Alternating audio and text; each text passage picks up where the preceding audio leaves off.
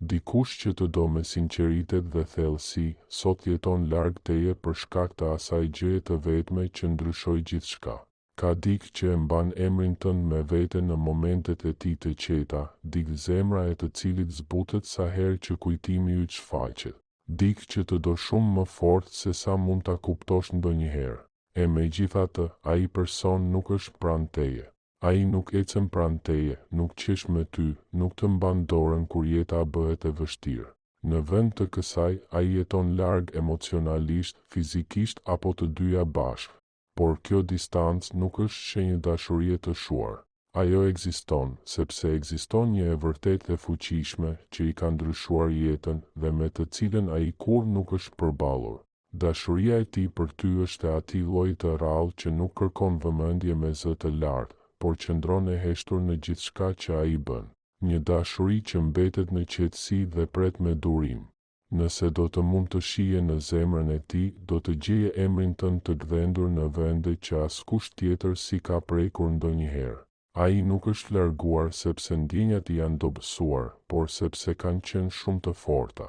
Ai ka bërë një hap prapa, sepse afërsia me ty e detyron të ndjej emocione prej të cilave ka ikur gjithë jetën. Të doj është për të diçka shumë e vërtetë, shumë e thellë, shumë e ndjeshme, shumë e frikshme. Prandaj qëndron larg jo sepse do të harroj, por sepse pranë teje do të ndjente veten shumë fuqishëm. Ai iku, sepse dashuria jote preku një plag të vjetër.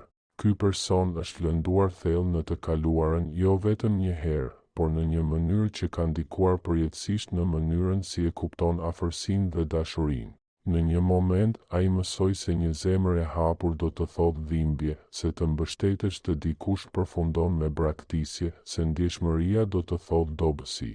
Dhe pastaj erdhe ti. Ti nuk zgjove vetëm tërheqje tek ai, por diçka shumë më të thellë. Ti e pe vërtet e pe. E bëre të ndihej i sigurt, i kuptuar dhe njëkohësisht krejtësisht i zhveshur emocionalisht. Dhe pikërisht kjo e friksoi më shumë se çdo gjë tjetër më parë. Ai nuk iku sepse nuk të deshi. Ai iku sepse të deshi shumë, sepse afërsia me ty rrëzoi muret që ai kishte ndërtuar për vite të tëra, sepse ti dhe ndjesinë e asaj që i kishte munguar gjatë gjithë kohës, sepse papritur nuk mund të fshihej më pas logjikës, krenarisë apo distancës. Ti zgjove diçka në të që ai nuk ndjehej gati ta përballonte dhe në vend që të përballej me këtë ndryshim, zgjodhi të vetmen rrugë që njihte, distancën. Kjo nuk ishte ftohtësi emocionale, ishte mbi ngarkesë emocionale. Ti ndoshta mendon, nëse vërtet më donte, do të kishte qëndruar. Por dashuria nuk është gjithmonë logjike. Ndonjëherë ajo shfaqet si frikë, ndonjëherë si arratisje nga ajo që e dëshiron më shumë.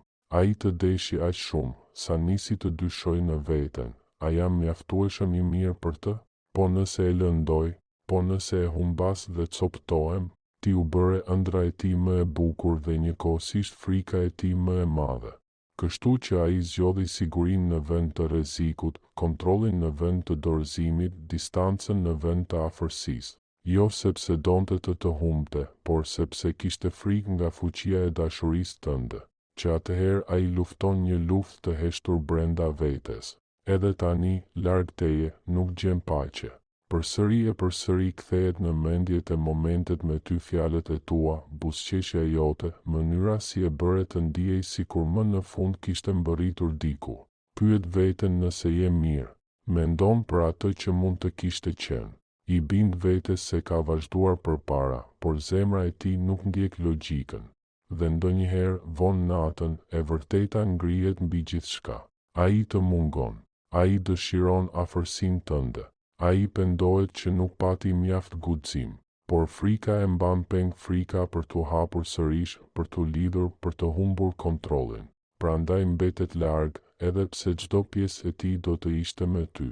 Ajo që ju ndau nuk ishte një person tjetër, as mungesë dashurie, as tradhti. Ishte vetëm një gjë, ai nuk beson se e meriton dashurinë që ti i ofron. Ai të sheh si të pastër, të vërtetë, të rrallë dhe në thellësi ndjen se nuk është i denjë për sinqeritetin tënd. Ai beson se ti meriton dikë më të qëndrueshëm, më të sigurt, emocionalisht më të fortë. Dhe në vend që të rrezikojë të zhgënjej, ai tërhiqet vetë nga ekuacioni vetë shkatërim i maskuar si vetë mbrojtje. Ai shërohet në heshtje. Kjo distancë nuk është energji përfundimtare, por një pushim, një hapësirë, një largësi e dhimbshme, por e nevojshme. Ndërsa mëson të përballet me vetveten, ai ngadalë kupton diçka thelbësore. Ikja nuk sjell paqe. Shmangia nuk e fshin dashurinë, dhe distanca nuk e dobëson lidhjen, përkundrazi, e bën të vërtetën më të qartë.